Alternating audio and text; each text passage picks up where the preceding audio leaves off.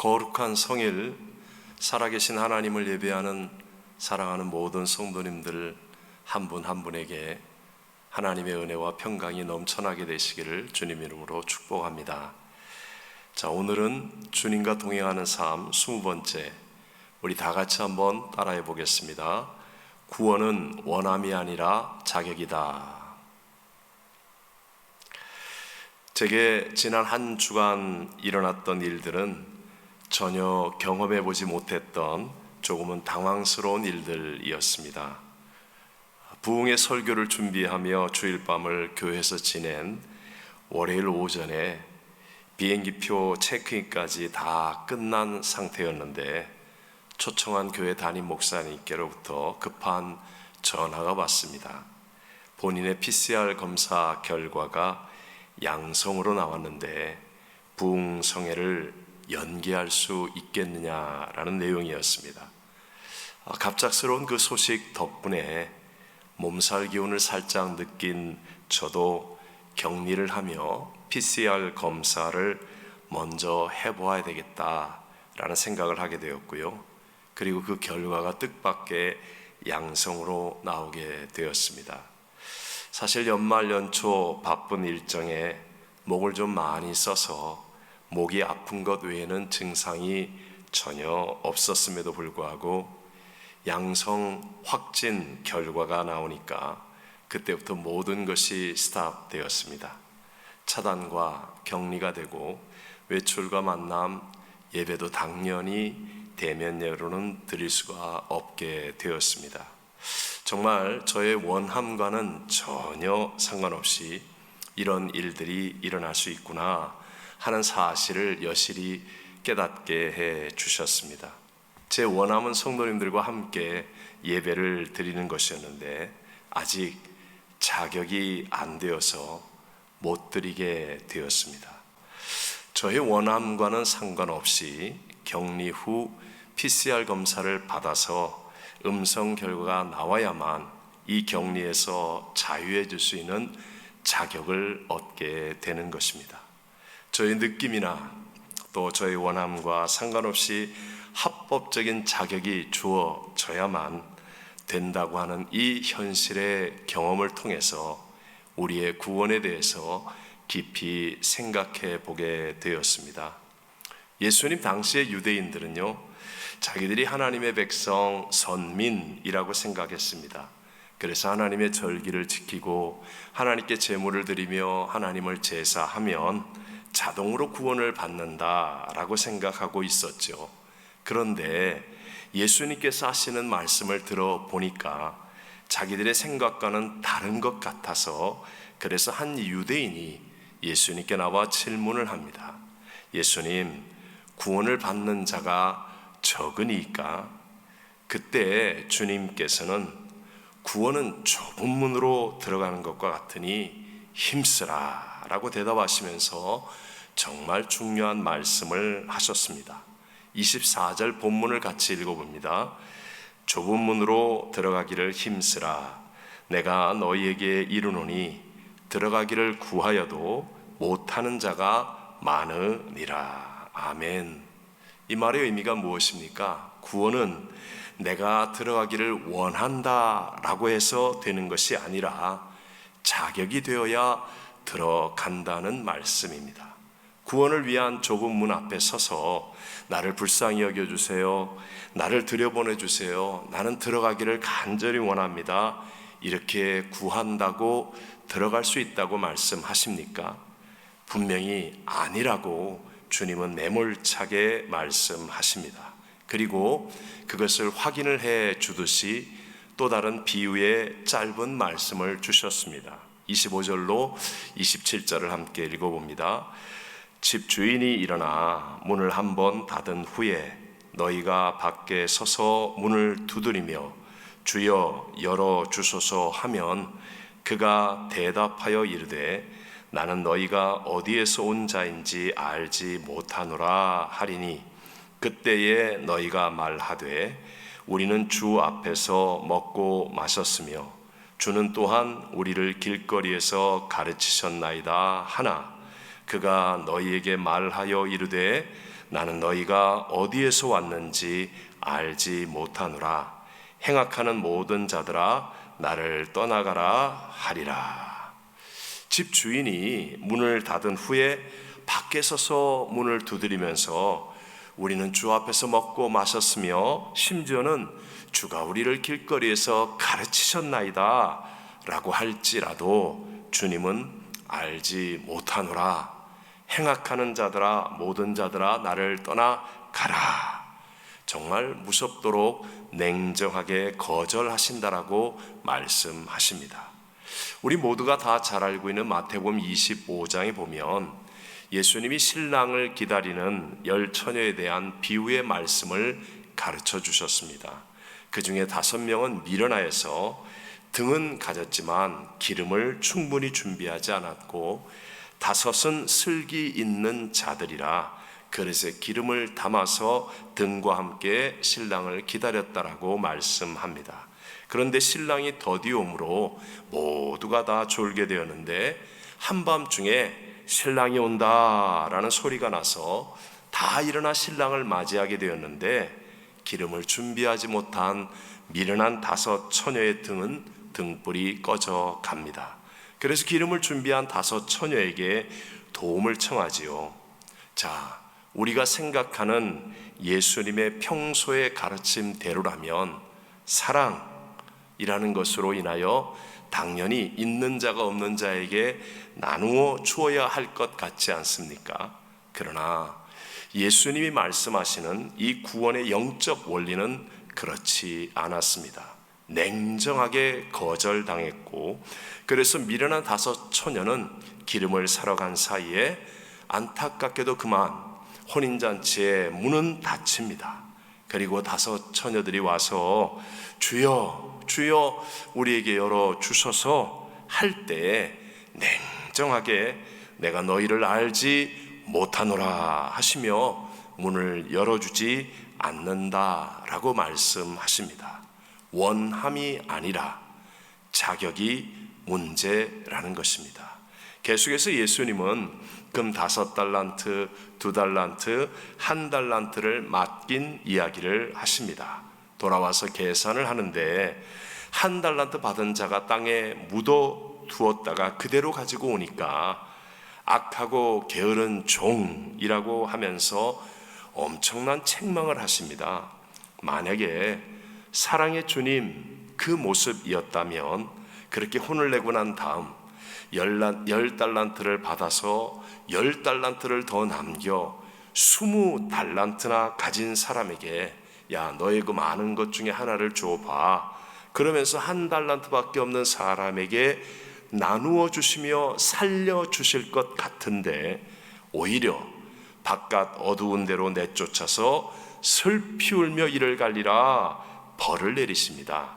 그리고 그에게 있었던 1달란트조차도 빼앗아서 20달란트나 가지고 있는 자에게 주시면서 무릇 있는 자는 받아 풍족하게 되고 없는 자는 그 있는 것까지 빼앗기리라 라고 말씀하십니다. 구원은 적당히 원한다고 얻을 수 있거나 또는 주고 싶다고 줄 수 있는 것이 아니라는 말씀입니다. 반드시 자격이 준비되고 갖추어 주어야만 한다는 것을 말씀하십니다.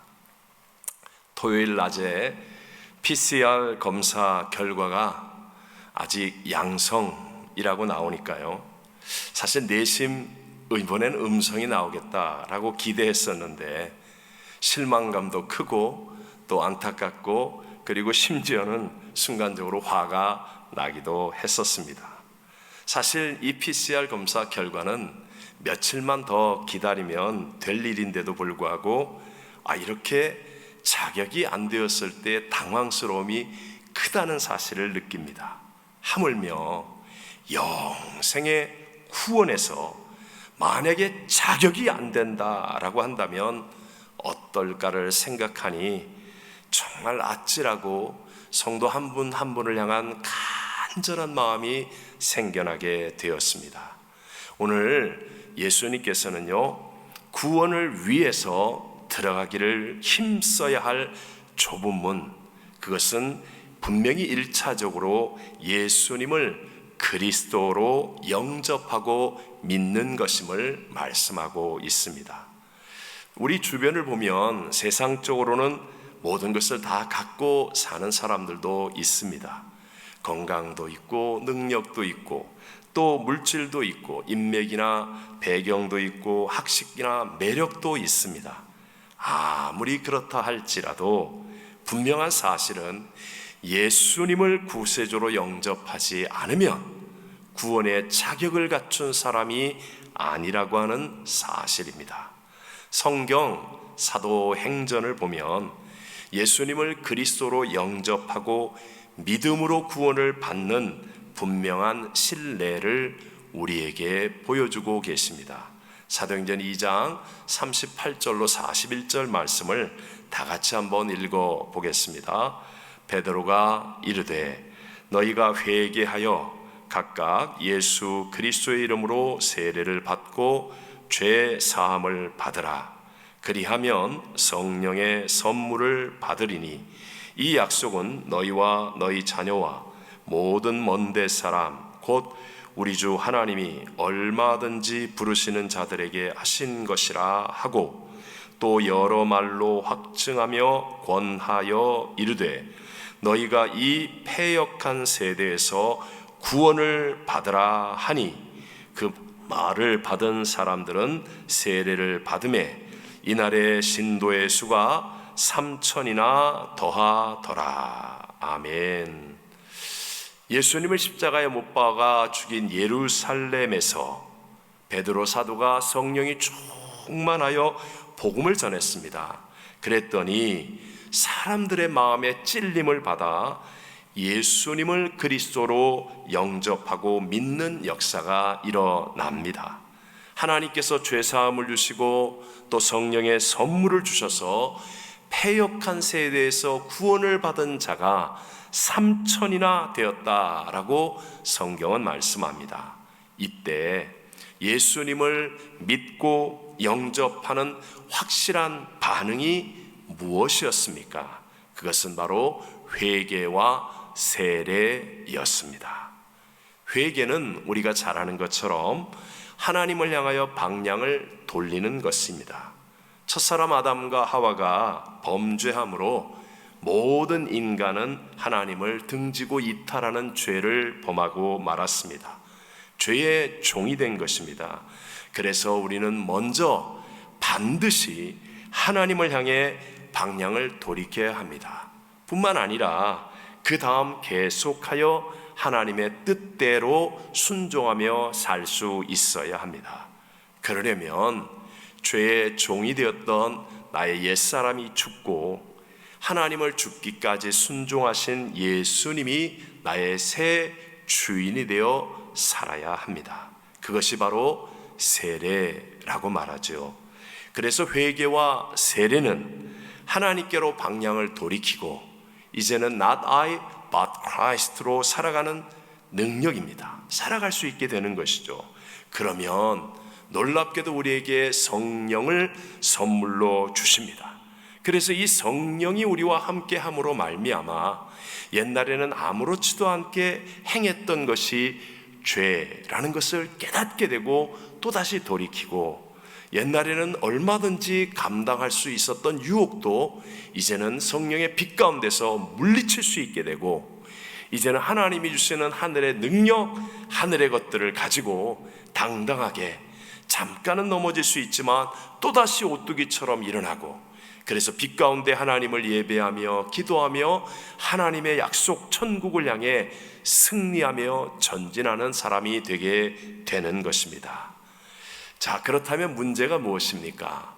이것은 하나님의 분명한 약속인데 이 시대의 많은 그리스도인들이 진정한 회개와 세례 없이 세상과 하나도 다를 바가 없는 과거와 하나도 변화되지 않는 그러한 삶을 살면서 구원받았다라고 착각하는 것입니다. 어렸을 때부터 교회를 다니며 세뇌가 되었든지 아니면 억지로 교회를 다니며 종교적인 습관에 익숙해졌던지 무엇이든지 마찬가지입니다. 저는 사실 처음에 신앙생활을 할 때 교회만 다니면 누구든지 다 저절로 구원을 받는 것인 줄로 생각했었던 적도 있었습니다. 특히 로마서 10장 10절의 말씀, 사람이 마음으로 믿어 의에 이르고 입으로 시인하여 구원에 이르느니라, 이 말씀이 더욱 저를 그렇게 생각하게 했었습니다. 그런데 시간이 지나면 지날수록 아니, 교회 생활을 하는데 분명히 구원받았다는 사람들이 어떻게 저렇게 교회에서 서로 화를 내며 싸울 수가 있을까? 어떻게 구원받은 사람들이 저렇게 악을 행하며 거짓말을 아무렇지도 않게 할 수 있을까? 아니, 죄를 지었다면 반드시 성령의 조명으로 찔림을 받아 회개하고 돌이켜야 되는데 어떻게 돌이킴이 없이 저렇게 그냥 살아갈 수가 있을까? 의문을 갖게 하는 일들이 너무나 많이 일어나게 되었습니다. 그러던 어느 날 로마서, 하나님의 말씀의 배경을 보고서야 깨닫게 되었습니다.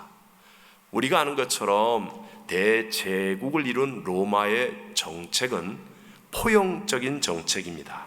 그래서 처음에 기독교인들은 핍박을 받지 않았습니다. 하지만 가이사 황제가 주가 아니라 오직 예수님만이 그리스도 주이심을 인정한다고 하니까 그때부터 핍박이 시작되었습니다.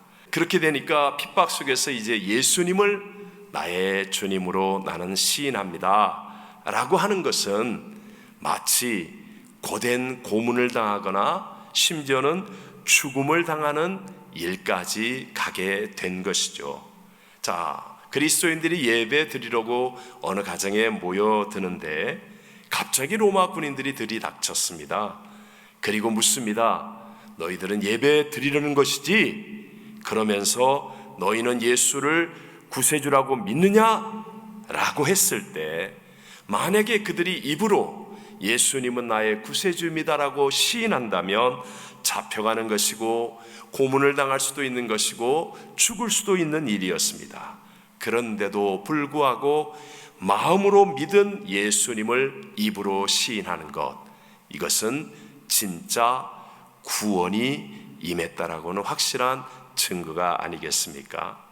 그러니까 초대교회는요, 어려운 상황이었고 불리한 조건이었음에도 불구하고 진짜 구원의 사람들에게 성령님이 역사하심으로 놀라운 하나님의 나라가 임하게 되고 하나님의 수많은 역사들이 나타나는 간증들이 세워지는 교회가 되었습니다. 한국에서의 초창기 그리스도인들도 그러했습니다. 그들이 회개하고 세례를 받고 예수님을 영접하는 것은 엄청난 핍박과 그리고 순교적 죽음도 각오해야만 하는 때였습니다. 그렇기에 비록 한국 땅에는 아주 적은 소수의 기독교인들이 있었지만 그러나 성령이 그들과 함께 하심으로 말미암아 나라와 세상을 바꿀 만한 하나님의 새 역사가 일어나게 되었고 놀라운 간증과 증거들이 나타났던 것이었습니다. 지금 너무 편하게 예수 믿는 우리들은 어떤 면에서는 도무지 이해하기 어려운 이야기일 수도 있습니다. 그러나 이제 점점 우리들에게도 동일한 상황이 다가오고 있습니다. 이 기독교 국가라고 말하는 미국에서도 동성애 문제로 또 평등법의 문제로 낙태나 여러 정치적인 이슈들로 인해서 기독교인들이 점점 핍박의 대상이 되어가고 있지 않습니까? 하나님이 허락하지 않으신다면 일어날 수 없는 일들인데 오미크론의 확산세, 여러분 이런 것들로 인하여 당황스럽게도 대면 예배 드리기가 점점 어려워지고 있습니다. 불리한 일들이 일어날 때 저와 여러분은 어느 쪽에 서는 믿음입니까? 알곡과 가라지는 바람이 불어야 갈라집니다.